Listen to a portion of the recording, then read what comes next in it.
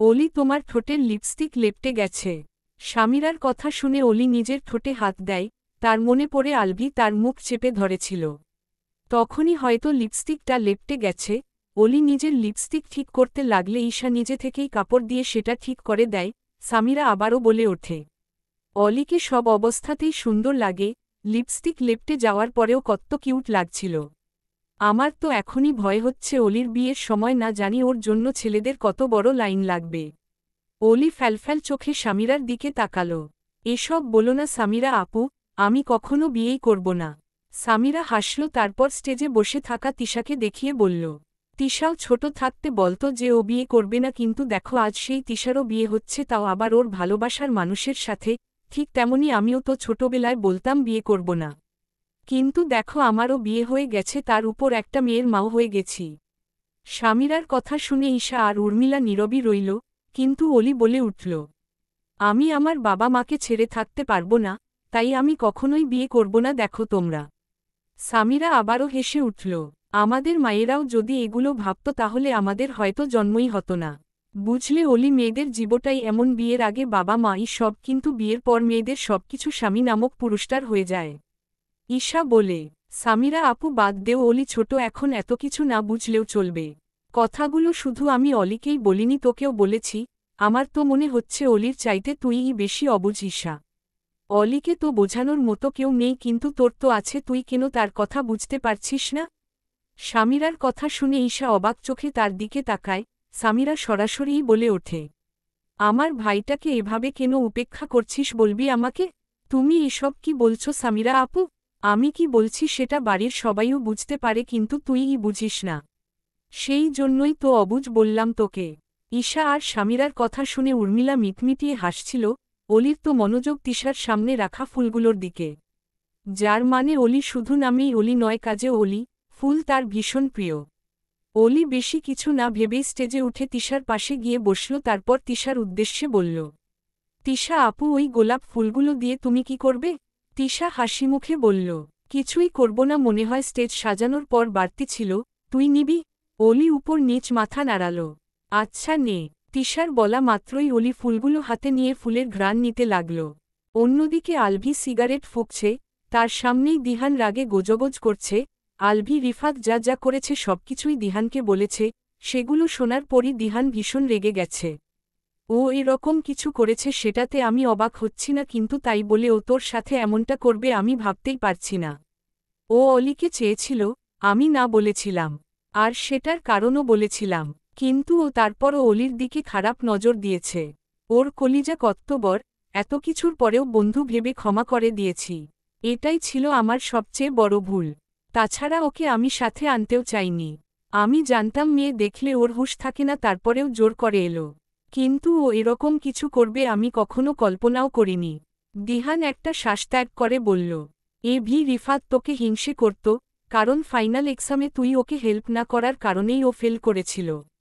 আর ওর doctor হওয়ার স্বপ্নটাও ওখানেই শেষ হয়ে গিয়েছিল। অজুহাত দিস না দিহান, ও যেটা করেছে সেটার জন্য আমি কখনোই ওকে ক্ষমা করতে পারব না। আর সেই সময় আমি ওকে হেল্প করিনি কারণ ডক্টর নিজের যোগ্যতায় হতে হয়। মানুষের জীবন ছেলেখেলা নয় যে যেমন খুশি তেমন করে MBS ডিগ্রি অর্জন করে ডক্টর উপাধি নিয়ে বের হয়ে অসুস্থ মানুষদের ট্রিট করবে। ওকে আমি আগেই বলে দিয়েছিলাম যে সুযোগ থাকলেও আমি কোনোভাবেই ওকে হেল্প করতে পারব না। রিফাত সেটা মানতে পারেনি। তারপর তো তুই জানিসই যে এক্সামে ফেল করার পর ওর গার্লফ্রেন্ডও ওকে ছেড়ে চলে গিয়েছিল। এসব কিছুর পরেই তো ও মেয়েদেরকে শুধু খেলনাই মনে করে। লাতাই বলে ও আমার সাথে এরকমটা করবে?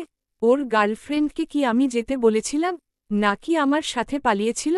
দিহান সাহস জুগিয়ে বলল, ওর গার্লফ্রেন্ড ওর চাইতে তোকে বেশি পছন্দ করত। চুপ কর, ভালো লাগছে না। ও এসবের মাঝে অলিকে কেন টেনে আনল? ও কি দোষ করেছে? দিহান শ্বাস ফেলে বলল, আমি একবারও বলিনি যে রিফাত ঠিক করেছে। আমার তো ওর কথা ভাবতেও ঘৃণা করছে। আমার জাস্ট ইচ্ছা করছে ওকে গলা টিপে মেরে ফেলতে। তাহলে ভাব আমার কেমন লাগছে।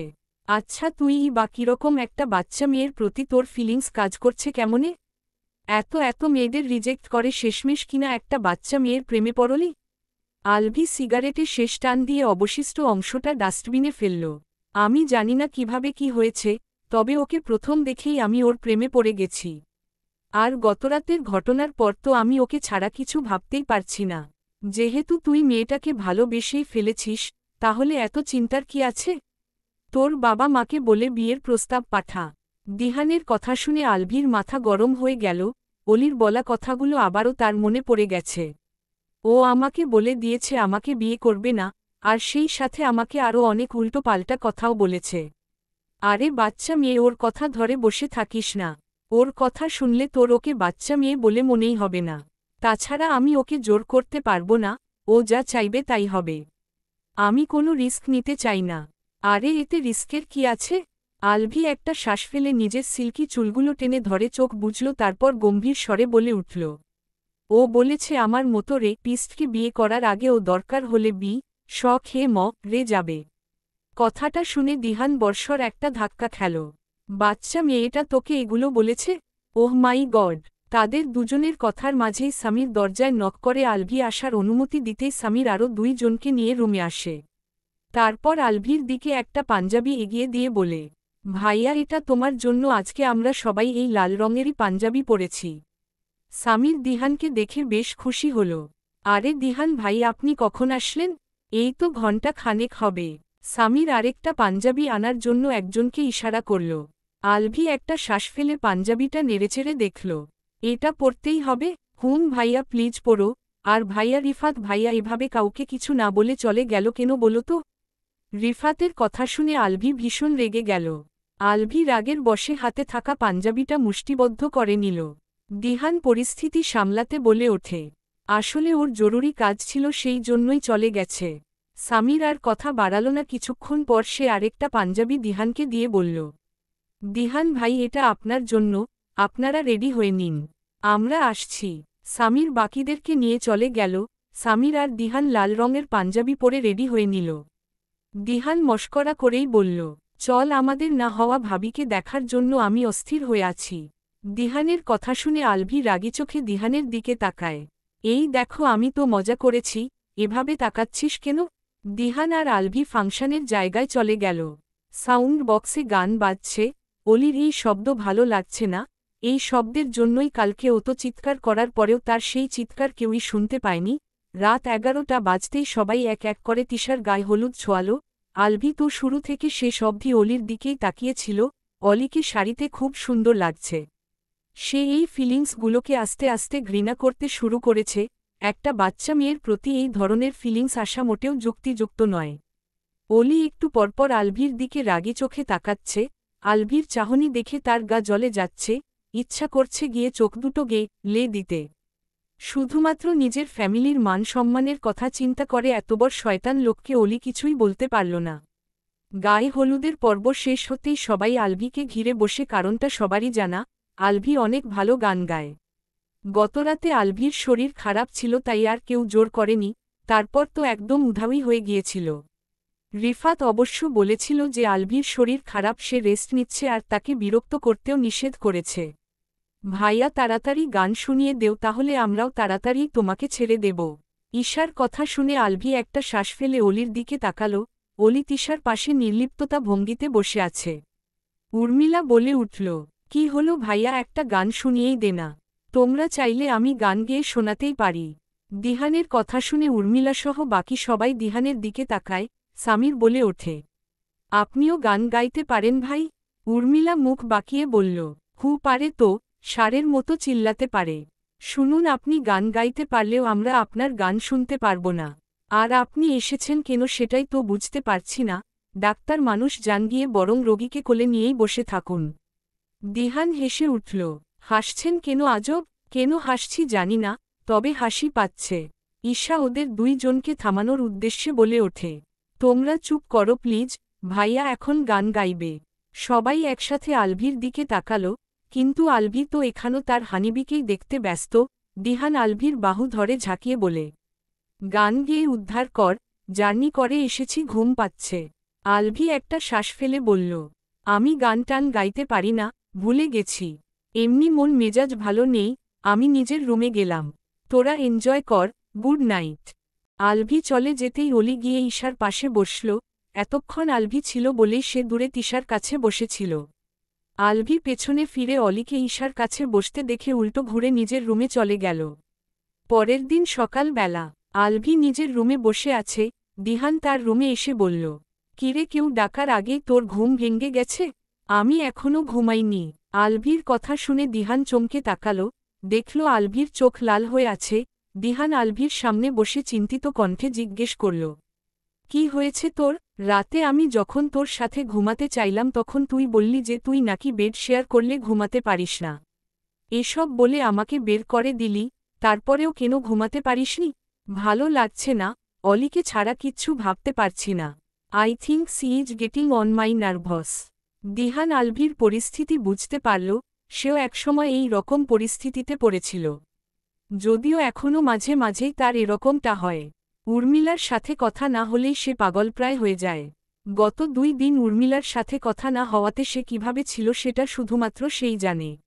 যদিও উর্মিলা তাকে শুধুমাত্র নিজের বন্ধু মনে করেই কথা বলে, আর দিহানও এখন অবধি তাকে প্রপোজ করতে পারেনি।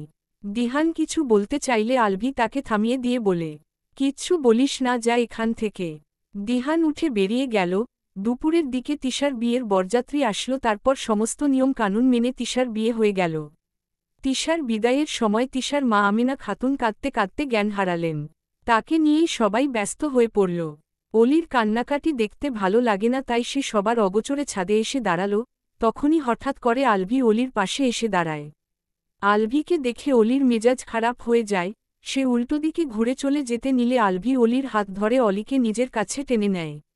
কি করছেন? ছাড়ুন আমাকে, আপনার সাহস অতিরিক্ত, আপনি এত কিছুর পরেও আমাকে স্পর্শ করছেন। আলভি অলির দিকে বিরক্তিকর চাহনি নিক্ষেপ করল। চুপচাপ দাঁড়ালে স্পর্শ করব না, নড়াচড়া করলেই তোমাকে স্পর্শ করতে বাধ্য হব। অলির মেজাজ বিগড়ে গেল। সে আলভির থেকে নিজের হাত ছাড়ানোর চেষ্টা করতে লাগল। বৃথা চেষ্টা করে, এনার্জি ওয়েস্ট করো না, হাত ছাড়াতে পারবে না। তার চাইতে 5টা মিনিট স্থির হয়ে দাঁড়াও, আমি তোমাকে দেখব আর কিছু কথা বলবো। তারপর তোমাকে যেতে দেব, প্রমিস।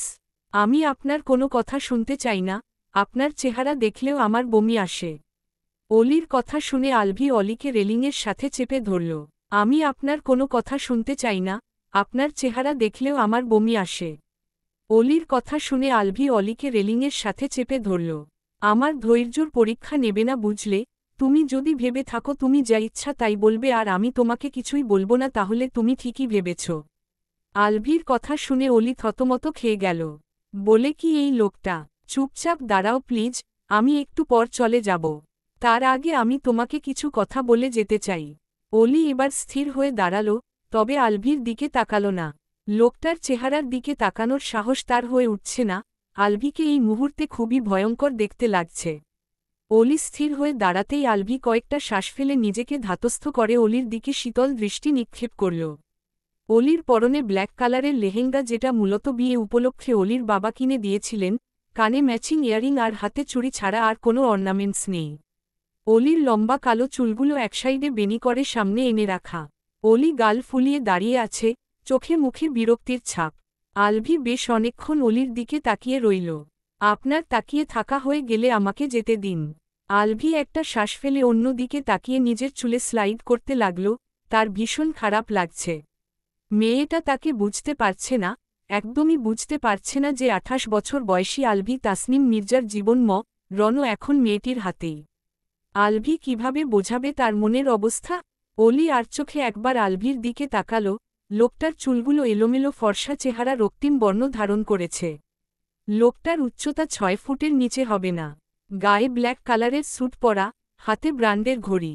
আলভি অন্যদিকে তাকিয়ে আছে আর অলি রেলিংয়ে হেলান দিয়ে দাঁড়িয়ে আছে। তারা পাশাপাশি দাঁড়িয়ে আছে। বেশ কিছুক্ষণ পর আলভি নিজের পকেট থেকে একটা কাগজের টুকরো বের করে অলির হাতে গুজে দিলে অলি জিজ্ঞাসু দৃষ্টিতে আলভির দিকে তাকায়। এটা আমার ফোন নম্বর, রেখে দেও। আলভি বলার সাথে সাথে অলি কাগজটা ফেলে দিল। আলভি বিরক্তি নিয়ে কাগজটা কুড়িয়ে নিল। তারপর অসহায় কণ্ঠে বলে উঠল, প্লিজ এটা নিজের কাছে রাখো। যদি কোনোদিনও নিজের সিদ্ধান্ত পরিবর্তন করো বা যদি কখনো আমাকে প্রয়োজনবোধ করো তাহলে আমাকে একবার কল দিও। আমি সব রকম পরিস্থিতিতে তোমার পাশে থাকব। আলভি অলির হাতে পুনরায় কাগজটা গুজে দিল। অলি আবারও কাগজটা ফেলে দিতে গেলে আলভি গম্ভীর কণ্ঠে বলে ওঠে, কাগজটা ফেলেই দেখো আমি এক্ষুনি গিয়ে সবাইকে বলে দেব যে আমি তোমাকে ন করেছি। আর আমি তোমাকে বিয়ে করতে চাই। আলভির কথা শুনে অলি কাগজটা ফেলতে পারল না। আলভি কিছু একটা ভেবে বলে ওঠে, আমাকে প্রমিস করো কাগজটা তুমি যত্ন করে নিজের কাছেই রাখবে, কখনোই ফেলে দেবে না। অলি তাচ্ছিল্যের হাসি দিয়ে বলল, আমি প্রমিস করব কেন? আপনি চলে গেলেই আমি এটা ফেলে দেব। তুমি এক্ষুনি প্রমিস করবে আর নইলে আমি সবাইকে গিয়ে বলে দেব। অলি চমকে তাকালো, লোকটা তো ভারী ডেঞ্জারাস। ঠিকই তার দুর্বলতাটা বুঝে ফেলেছে। আপনি কি ভাবছেন এসব বললে আপনার সম্মান বেড়ে যাবে? আমার তো সম্মানের প্রয়োজন নেই, সম্মানের প্রয়োজন তোমার আছে। আমার শুধু তোমাকেই প্রয়োজন।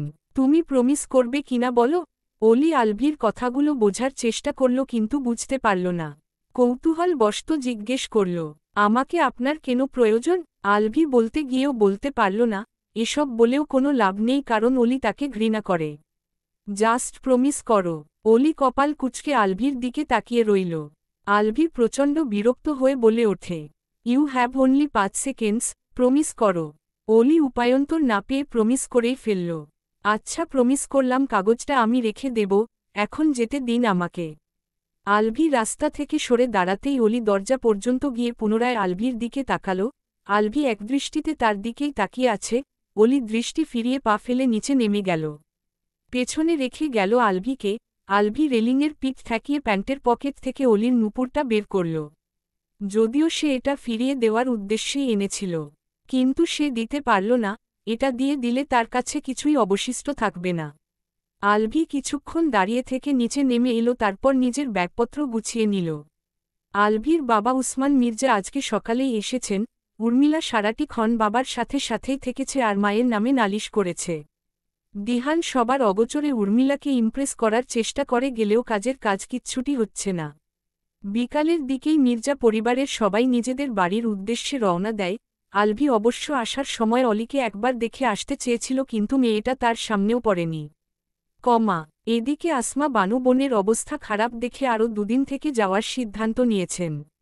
অলির অবশ্য এখন আর থাকতে অসুবিধা নেই, আলভি নামের টান ছেলেটা চলে গেছে। অন্যদিকে উসমান মির্জা কিছুতেই বুঝতে পারছে না যে তারা আজকেই কেন চলে এলো। তারা তো পূর্বে সিদ্ধান্ত নিয়েছিল যে তিশার বৌভাত অ্যাটেন্ড করেই তারা বাড়িতে ফিরবে। আলভি কার ড্রাইভ করছে, পাশের সিটে দিহান আর পেছনের সিটে উর্মিলা, উসমান মির্জা আর শাহনাজ বেগম বসেছেন। আমি বুঝতে পারছি না যে হঠাৎ তুমি চলে এলে কেন? উসমান মির্জার কথার প্রেক্ষিতে শাহনাজ বেগম কিছু মুহূর্ত চুপ থেকে বলে উঠলেন, সবকিছুর কারণ খুঁজতে নেই, আমি গতকালকেই চলে আসতাম, শুধুমাত্র বিয়েটা সামনে রেখে আসতে পারিনি।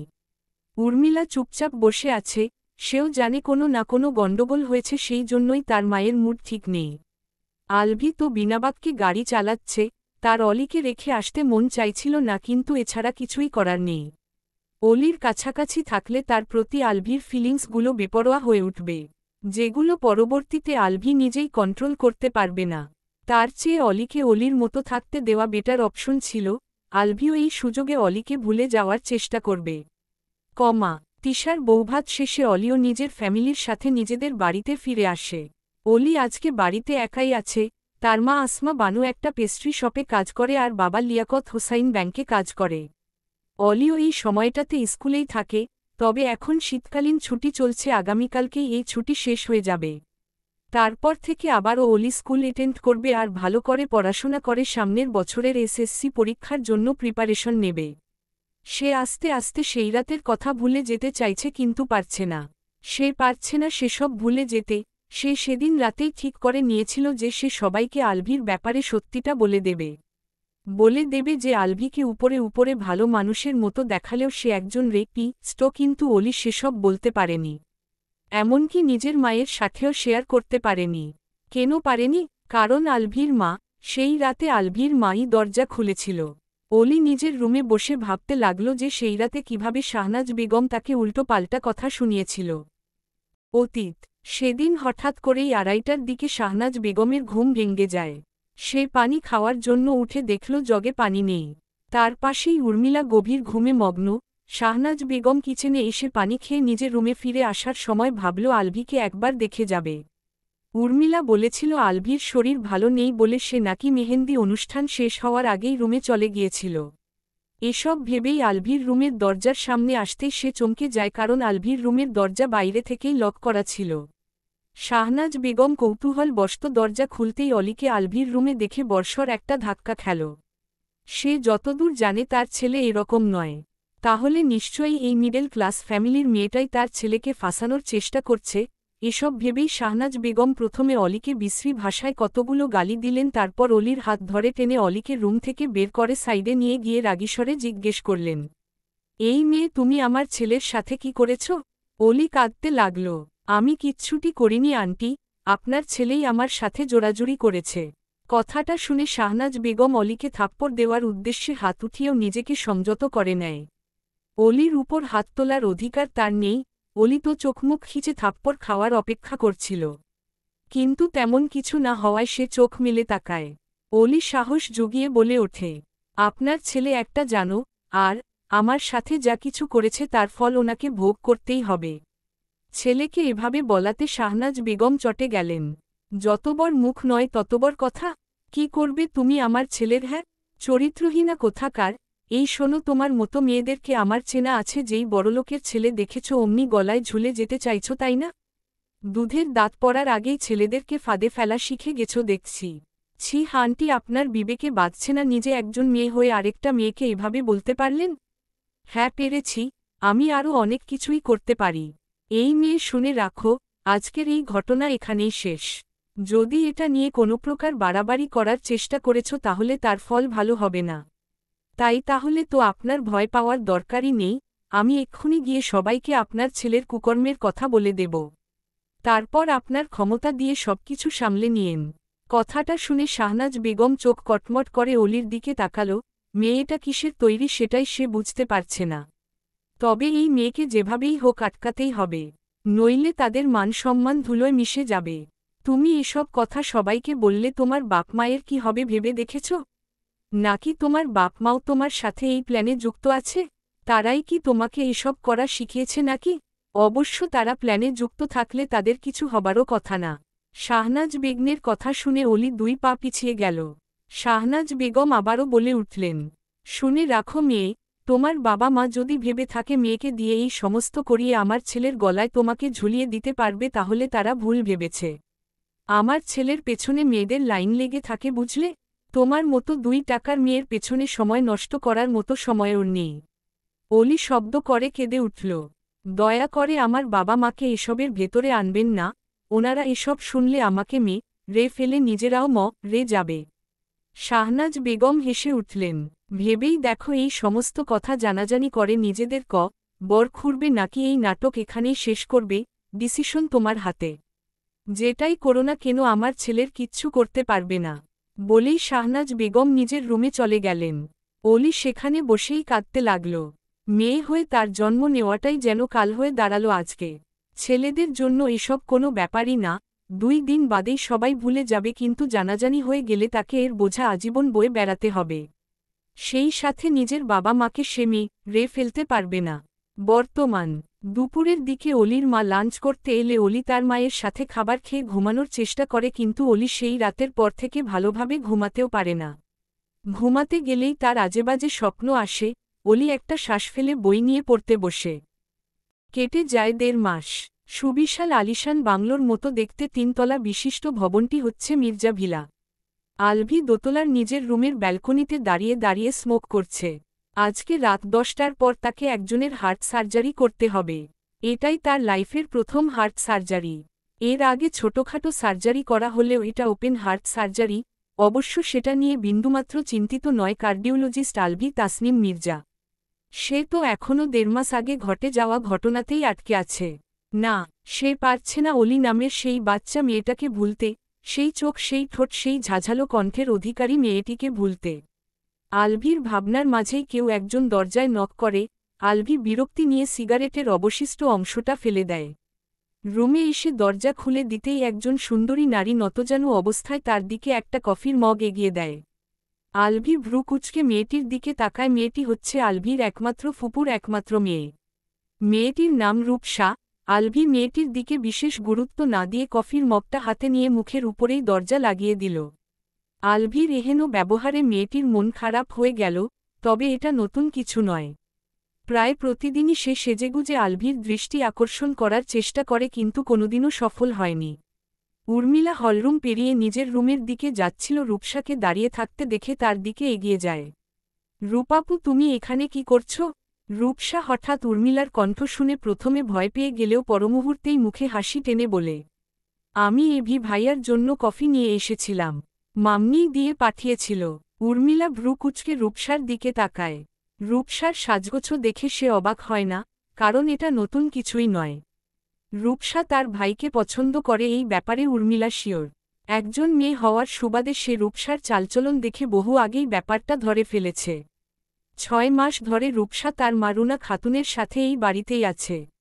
মূলত তাদের এখানে থাকার পেছনে কারণ আছে। উর্মিলার দাদুমনি 6 মাস আগে বেশ অসুস্থ হয়ে পড়েছিলেন। তার ইচ্ছাতেই রুনা খাতুন মেয়েকে নিয়ে এখানে এসেছিলেন। তারপর আর দাদুমনি তাদেরকে যেতে দেয়নি। এমনিতে রূপসার বাবা বেশ ক্ষমতাশালী লোক, বছরের বেশিরভাগ সময়টাই সে ব্যবসার কাজে দেশের বাইরেই কাটান। তোমার আজকে আসতে এত দেরি হলো কেন উর্মি? উর্মিলা হালকা হেসে বলল, কলেজ শেষে বন্ধুদের সাথে আড্ডা দিতে দিতেই লেট হয়ে গেছে। কলেজ শেষে বন্ধুদের সাথে আড্ডা দিতে দিতেই লেট হয়ে গেছে। তাদের কথার মাঝেই রূপসার মারুনা খাতুন সেখানে এসে বলেন, রূপ, তুই এখানে? আমি তোকে তোর নানুর কাছে যেতে বলেছিলাম। উনি তোকে ডেকেছিলেন। আসলে মা, আমি যেতেই নিচ্ছিলাম কিন্তু তখনই মামনি কফি দিয়ে বলল এভি ভাইয়াকে দিয়ে যেতে। সেই জন্যই আবার এদিকে এসেছি। আচ্ছা, এখন যা, মায়ের চুলগুলো বেঁধে দে গিয়ে। রূপসা মাথা নাড়িয়ে চলে গেল। রূপসা যেতেই উর্মিলা ফুপির উদ্দেশ্যে বলল, ফুপি, আমার জন্য একটু পাস্তা বানিয়ে দেবে? তোমার হাতের পাস্তা অনেক মজাদার। হয়েছে হয়েছে, ফুপিকে আর মাস্কা লাগাতে হবে না। খাওয়ার সময় ফুপি আর চকলেট গিফট করার সময় কাকিমাকে খুঁজে বেড়াস। ফাজিল মেয়ে। উর্মিলা জিভ কেটে ফুপির দিকে তাকালো। তোমাকে এসব কে বলেছে ফুপি? আমি কাকিমার থেকে তোমাকে বেশি ভালোবাসি। ওনাকে তো কন্ট্রোলে রাখার জন্য মাঝে মাঝে চকলেট গিফট করি। উর্মিলার কথা শুনে রুনা খাতুন হেসে উঠলেন। মেয়েটা বড্ড ছেলেমানুষি করে। উর্মিলা রুনা খাতুনের শাড়ির আঁচল ধরে কিউটভাবে বলল, দেবে না ফুপি? এরকম মুখ বানালে কি আর না দিয়ে পারি? দিচ্ছি আমি। বাইরে থেকে এসেছিস, আগে ফ্রেশ হয়ে নে, তারপর নিচে আয়। উর্মিলা খুশি হয়ে রুনা খাতুনকে জড়িয়ে ধরে। শাহনাজ বেগম কিচেনে বসে সার্ভেন্টদের রান্নার বিষয়ে তদারকি করছেন। আর যা যা রান্না হবে সেই সব বলে দিচ্ছেন। তখনই তার একমাত্র ছোট যা নুরনাহার সেখানে আসে। ভাবি, আজকে অনেক কিছু রান্না করছো দেখছি, ব্যাপার কি? শাহনাজ বেগম মুখে হাসি ফুটিয়ে বললেন, ভুলে গেলে আজকে এভি প্রথমবারের মতো ওপেন হার্ট সার্জারি করবে। সেই জন্যই একটু ওর পছন্দের খাবার রান্না করতে বলেছি। ওহ হ্যাঁ, বলেই গিয়েছিলাম। শাহনাজ বেগম কিছুক্ষণ চুপ থেকে বলে উঠলেন, আমি একটা বিষয় নিয়ে সিদ্ধান্ত নিয়েছি নূর। হ্যাঁ বলো না ভাবি, কি সেটা? ছেলেটার 28 বছর হয়ে গেছে, এখন ওর বিয়ের ব্যাপারে ভাবা উচিত। ছেলে কবে বিয়ে করতে চাইবে সেই আশায় আর বসে থাকা ঠিক হবে না। ভাবি, তুমি ঠিকই বলেছ। এভি বাবা, আজকালকার যুগের ছেলে বেশি দেরি করাটা ঠিক হবে না। কে বলতে পারে কখন আবার কার প্রেমে পড়ে যায়। নুরনাহারের কথা শুনে শাহনাজ বেগম একটু রেগেই গেলেন। এভিকে নিয়ে এসব মন্তব্য করো না নূর।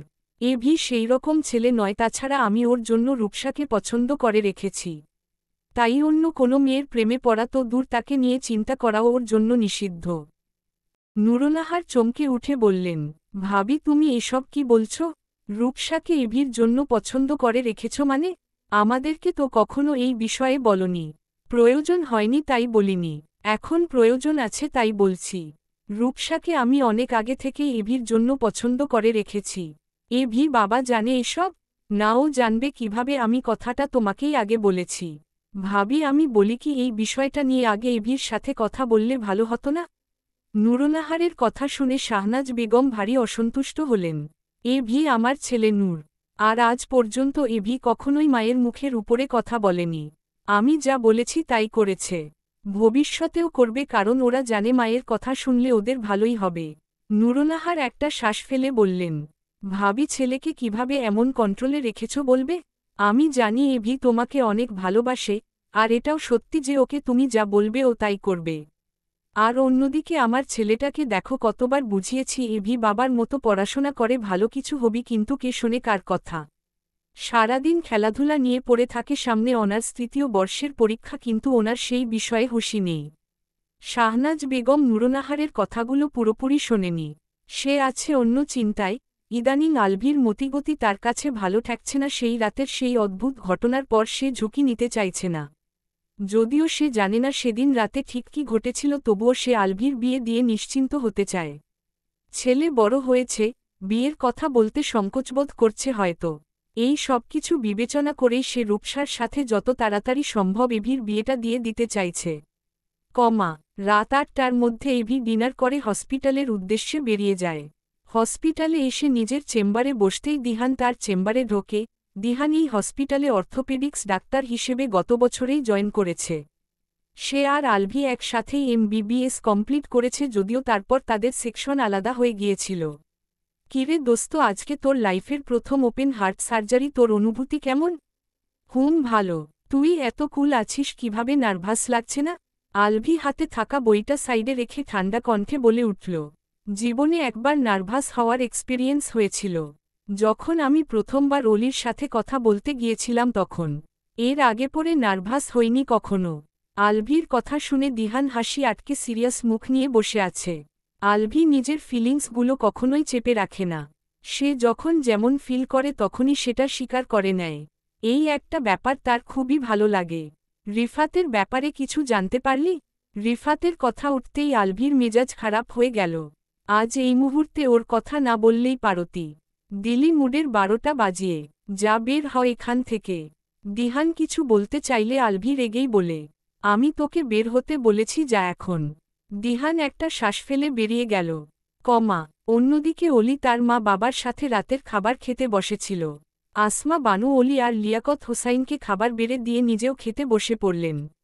অলির মা বাবা খেতে খেতেই নানা বিষয় নিয়ে কথা বলছেন। কিন্তু অলি খাবার নিয়ে শুধু নাড়াচাড়া করছে, বিষয়টা আসমা বানু লক্ষ্য করেছে। আজকাল অলির খাবারের প্রতি অনীহা বেড়েই চলেছে। যেই মেয়েটা মাছ ছাড়া ভাত খেতে পারত না সেই মেয়েটা মাছ দেখলেই নাক সিটকাচ্ছে। অলি খাচ্ছিস না কেন? মাছ দিতে বারণ করেছিস বলে দেইনি। শুধু ডালি দিয়েছি তাও মুখে দিচ্ছিস না কেন? মায়ের কথা শুনে অলি তড়িঘড়ি করে একমুঠ ভাত মুখে দিতেই তার বমি চলে আসে। অলির অবস্থা দেখে তার মা বাবা দুজনেই বিচলিত হয়ে পড়ল। অলি দ্রুত চেয়ার ত্যাগ করে ওয়াশরুমে গিয়ে বমি করতে লাগল। 10 মিনিট পর অলি চোখে মুখে পানি ছিটিয়ে মা বাবার সামনে এসে বসল। লিয়াকত হোসাইন চিন্তিত স্বরে বলে উঠলেন, আম্মু তোর কি ফুড পয়জনিং হয়েছে নাকি? কিছুই তো খেতে পারছিস না। আসমা বানু রাগী কণ্ঠে বলল, কে জানে স্কুলে গিয়ে আচার জাতীয় কিছু খেয়েছে হয়তো সেই জন্যই এরকম হচ্ছে। অলি তোকে আমি বারবার বারণ করেছি যে বাইরের কিছু খাবি না। তারপরও কেন খাস বলতো? অলি মাথা নিচু করে চুপচাপ বসে রইল। সে নিজেও ব্যাপারটা বুঝতে পারছে না। ইদানিং তার শরীর সঠিক অবস্থায় নেই, তার উপর সে বাইরের জিনিসও খাওয়া ছেড়ে দিয়েছে। মোটকথা সে ঘরের বাইরের কোনো জিনিসই খেতে পারছে না। আসমা বানু খাবার দাবার গুছিয়ে রাখতে রাখতে বলল, আজকে থেকে তোর পকেট মানি বন্ধ, টাকা না থাকলে খেতেও পারবি না সেটাই ভালো হবে। লিয়াকত হোসাইন উঠে এসে অলির মাথায় হাত রেখে বলল, এভাবে বলছো কেন? আমার মেয়ে এতটাও ছোট নয় যে নিজের শরীরের অবস্থা বুঝবে না। ও তো জানেই তাই না যে বাইরের জিনিস খাওয়া ভালো নয়। মেয়েকে আস্কারা দিয়ে মাথায় তুলো না। ও এতটাও বড় হয়ে যায়নি যে শাসন করার প্রয়োজন হবে না। অলি স্বাভাবিক কণ্ঠেই বলে ওঠে, মা বাবা তোমরা চিন্তা করো না আমি ঠিক আছি। বলেই অলি নিজের রুমে চলে যায়, তারপর দরজা খোলা রেখেই বিছানায় শুয়ে পড়ে। কিছুক্ষণ যেতেই আসমা বানু অলির রুমে আসে। অলি কোলবালিশে মুখ গুজে শুয়ে আছে। আসমা বানু অলির পাশে বসে মাথায় হাত বুলিয়ে দেয়। মেয়েটাকে প্রতিদিন এভাবে ঘুম পাড়িয়ে দিয়ে যায় আসমা বানু। মাঝে মাঝে অলির সাথেই ঘুমিয়ে যায়। অলিও জানে তার মা তাকে একটু শাসন করলেও তাকে অনেক বেশিই ভালোবাসে। অলি বালিশে মুখ গুজে কান্না করছে, সে জানে না কেন কিন্তু তার মন ভীষণ খারাপ। সেদিনের ঘটনার পর থেকে সে আস্তে আস্তে ডিপ্রেশনে চলে যাচ্ছে। না পারছে কাউকে বলতে আর না পারছে সহ্য করতে। হয়তো সেই জন্যই তার শরীর দিন দিন খারাপ হয়ে যাচ্ছে। হয়তো সেই জন্যই সে অসুস্থ হয়ে পড়ছে। কান্নার ফলে অলির শরীর কেঁপে উঠছে। আসমা বানু মেয়েকে কাঁদতে দেখে ঘাবড়ে গেলেন। মাথায় হাত রেখে অদূরে গলায় বলে উঠলেন, আমার ছোট্ট পরীটা কি মায়ের কথায় কষ্ট পেয়েছে? বলেই আসমা বানু অলিকে নিজের দিকে ঘোরালেন। অলি দ্রুত চোখজোড়া মুছে নিল। কান্না করিস না, আমি তো তোকে ভয় দেখিয়েছি। পকেট মানি বন্ধ করব না, এতটুকুতেই কাঁদলে চলে? অলি কথা না বাড়িয়ে মায়ের কোলে মাথা রাখল। আমার ভীষণ খারাপ লাগছে মা। আসমা বানু চিন্তিত কণ্ঠে জিজ্ঞেস করলেন, তোর শরীর কি বেশি খারাপ লাগছে? তোর বাবাকে ডাক দেব? অলি মাথা নাড়িয়ে বলল, আমি ঠিক আছি মা, আমাকে ঘুম পাড়িয়ে দেও প্লিজ। রাত 2টার দিকে আলভির প্রথম ওপেন হার্ট সার্জারি সফলভাবে শেষ হয়। সে নিজের চেম্বারে এসে ড্রেস চেঞ্জ করে বাড়িতে চলে আসে। শাহনাজ বেগম, রুনা খাতুন আর রূপসা আলভির অপেক্ষায় বসেছিল। কলিং বেল বাজতেই রূপসা গিয়ে দরজা খুলে দেয়। রূপসাকে দরজা খুলে দিতে দেখে আলভি একটু অবাক হল। তুই ঘুমাসনি? রূপসা আলভির কথা শুনে চমকে তাকায়। সচরাচর আলভি তার সাথে খুব একটা কথা বলে না। তাই আলভির এইটুকু কথা শুনেই রূপসা খুশি হয়ে যায়। না, তোমার অপেক্ষাতেই বসেছিলাম। আলভি রূপসাকে পাশ কাটিয়ে ড্রয়িং রুমে এসে দাঁড়ায়। কাম অন, তোমরা জেগে আছো কেন? এত রাত অবধি জেগে থাকা স্বাস্থ্যের জন্য ভালো নয়। শাহনাজ বেগম ছেলের সামনে এসে দাঁড়ালেন। আমরা ঘুমিয়ে গেলে দরজাকে খুলে দিত? মা, জানোই তো এক্সট্রা চাবি ছিল আমার কাছে। তবুও ভুলবশত কলিং বেল প্রেস করে ফেলেছি। রুনা বেগম বললেন, বাবা তুমি না আসা পর্যন্ত তোমার মা কি ঘুমাতে পারত? আলভি একটা শ্বাস ফেলে মায়ের দিকে তাকালো। আচ্ছা, আমি তো এসেই গেছি, এবার গিয়ে নিশ্চিন্তে ঘুমাও, বলেই আলভি নিজের রুমে চলে গেল। বাকি সবাইও নিশ্চিন্তমনে যার যার রুমে চলে গেল। এক সপ্তাহ পর, বিকাল বেলা, শাহনাজ বেগম আলভির রুমের দরজায় নক করে। আলভি তখন ল্যাপটপে ভিডিও কলে দিহানের সাথে কথা বলছিল। মাকে রুমে আসতে দেখে আলভি দিহানের কল কেটে দিয়ে ল্যাপটপ সাইডে রাখল। শাহনাজ বেগম আলভির সামনে বসে বলে উঠলেন, তোর সাথে কিছু জরুরি কথা আছে। আলভি ভ্রু কুঁচকে মায়ের দিকে তাকায়। সে বুঝতে পেরেছে তার মা তাকে খুব গুরুত্বপূর্ণ কিছুই বলতে এসেছে। আলভি দরজার দিকে তাকিয়ে দেখল উর্মিলা দরজা দিয়ে উকি দিচ্ছে আর মুখ টিপে হাসছে। দরজায় দাঁড়িয়ে দাঁড়িয়ে দাঁত দেখাচ্ছিস কেন? যা ওখান থেকে। আলভির রাগী কণ্ঠ শুনে উর্মিলা হাসতে হাসতেই চলে গেল। আলভি এবার স্বাভাবিক কণ্ঠে মাকে বলল, মা, বলো কি বলবে? শাহনাজ বেগম ভনিতা না করেই বলে উঠলেন, আমরা তোর বিয়ে ঠিক করেছি। কথাটা বোধগম্য হতেই আলভি বড় বড় চোখ করে মায়ের দিয়ে তাকায়। বিয়ে মানে? মা, তুমি এসব কি বলছ? হ্যাঁ, আমি ঠিকই বলছি। নিচে আয়, তোকে সাথে নিয়েই বিয়ের দিন তারিখ ঠিক করা হবে। কথাটা বলেই শাহনাজ বেগম আলভির রুম ত্যাগ করেন। আলভি তো এখনও বিস্ময় বিমূঢ় হয়ে বসে আছে। কিছুক্ষণ যেতেই তার হুঁশ ফেরে। মায়ের বলা কথাগুলো মনে পড়তেই তার গলা শুকিয়ে আসছে। বেশ কিছুক্ষণ পর উর্মিলা আলভির রুমের দরজার সামনে এসে বলে, মা তোকে নিচে ডাকছে ভাইয়া। আলভির মেজাজ চরম খারাপ হল। এভাবে তাকে না জানিয়ে হঠাৎ করেই বিয়ের দিন তারিখ ঠিক করার কি মানে? তুই যা, আমি আসছি। মা তোকে নিয়েই যেতে বলেছে, নইলে তো জানিসই হুদাই আমাকে বকবে। আলভি বেড থেকে নেমে দাঁড়াল। হতাশায় নিজের চুল টানতে লাগল। ভীষণ রাগ উঠছে, কিন্তু এখন মাথা ঠান্ডা রেখে সবকিছু করতে হবে। উর্মিলা এতক্ষণ হাসলেও এখন ভাইয়ের অবস্থা দেখে তার হাসি থেমে গেছে। ভাইয়া, তুই কি বিয়ে করতে চাস না? আলভি একটা শ্বাস ফেলে বোনের দিকে তাকায়। না, আমি বিয়ে করতে চাই না। আলভির কথা শুনে উর্মিলা অবাক হয়ে গেল। কিন্তু কেন ভাইয়া? তোর বিয়ের বয়স অনেক আগেই হয়ে গেছে, এখনও বিয়ে করতে চাস না কেন? এবার অন্তত ভাবির মুখ দেখতে দে। আলভি বিরক্ত নিয়ে উর্মিলার দিকে তাকায়। উর্মিলা কাদো কাদো মুখ করে বলে, তোর তো কোনো গার্লফ্রেন্ডও নেই, আর আমার মনেও হয় না ভবিষ্যতে তুই কোনো গার্লফ্রেন্ড জোটাতে পারবি।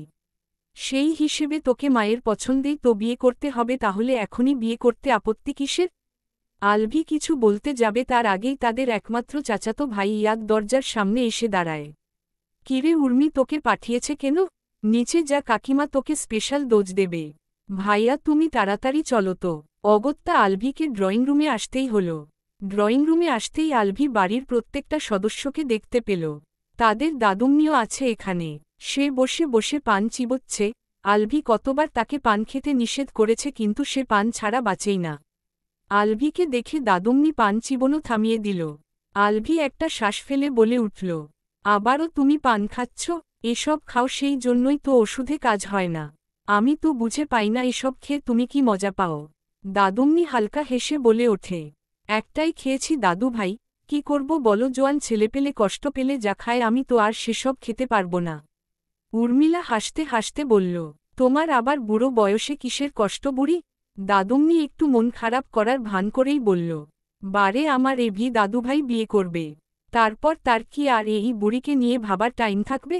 আমার তো খুব হিংসে হচ্ছে, মন চাইছে পান খেয়ে খেয়ে বিরহের গান গাই।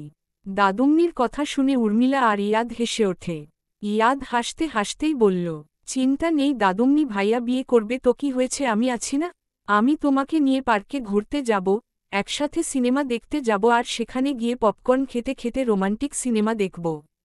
তুমি কষ্ট পেও না বুঝলে।